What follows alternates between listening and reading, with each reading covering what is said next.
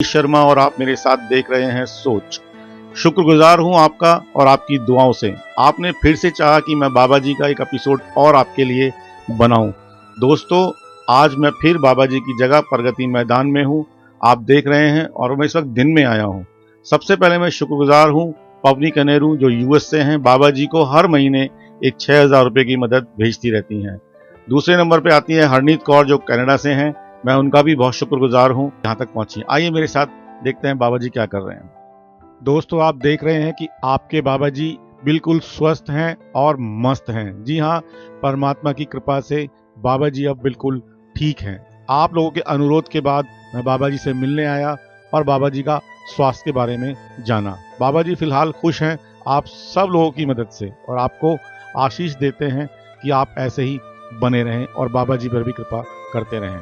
तो इस वीडियो को देखने के बाद आप ये समझ लीजिए कि इसमें आपको मैं कहीं भी ये कहता हुआ नहीं मिलूंगा कि आप मेरी वीडियो को सब्सक्राइब करें, लाइक करें। जी दोस्तों, जब भी आपके पास कभी वक्त मिले आप बाबा जी को थोड़ा सा अपना वक्त दीजिए। समझ लीजिए ये पीर फकीरों में से एक है। तो मुझे चाहिए विटामिन 1 नंबर।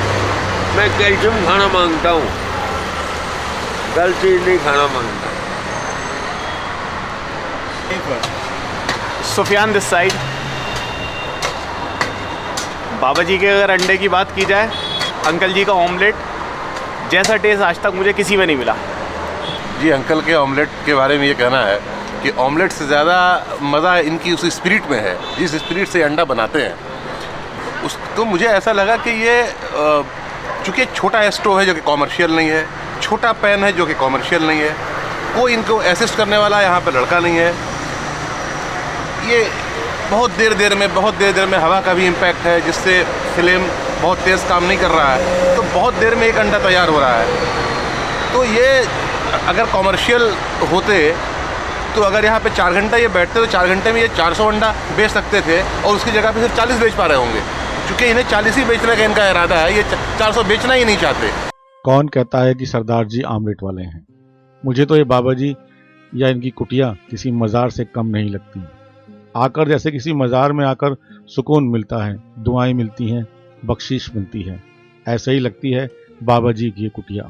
रातें कितनी ठंडी थी जब हम लिहाफ के अंदर भी ठिठरते थे और एक बाबा जी एक छोटे सी लिहाफ के अंदर पूरी रात खुले में गुजारते हैं।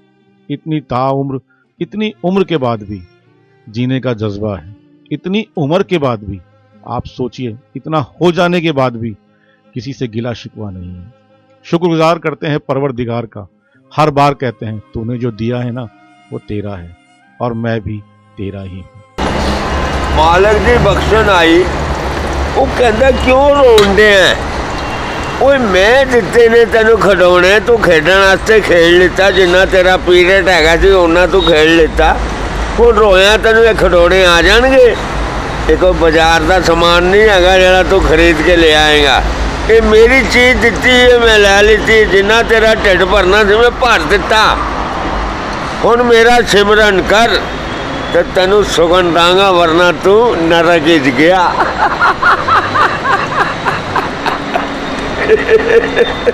एक नाम था गालिब, जिसे सारी दुनिया कभी पूछती तक नहीं थी जब वो इस सरजमी पर था। चला गया तो आज गालिब की शायरी हर जुबान पर है। लोग कहते तो हैं सरदार जी आमलेट वाले या अंडे वाले या देसी घी का जो आमलेट बनाते हैं, पर उनके चेहरे का कोई नूर नहीं देखता, कोई उनकी आंखों की चमक नहीं देखता कि जिसे तुम अंडे वाला समझ रहे हो वो किसी पीर से कम नहीं है। पंजाबी पुत्र पता की कहता है, खाओ ते डट के और नहीं तो मुंह ढक के सो जाओ।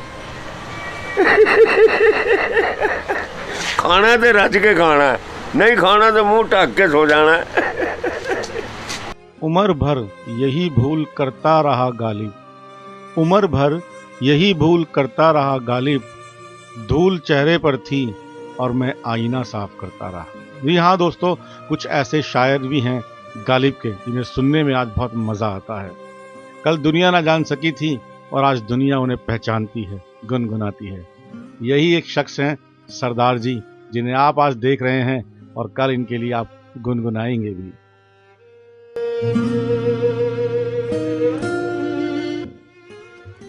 जब कभी मायूस होकर जब कभी मायूस होकर सो गया हूं रोते रोते, जब कभी मायूस होकर सो गया हूं रोते रोते, एक माँ जैसे मनाया भी है मुझे जिंदगी में।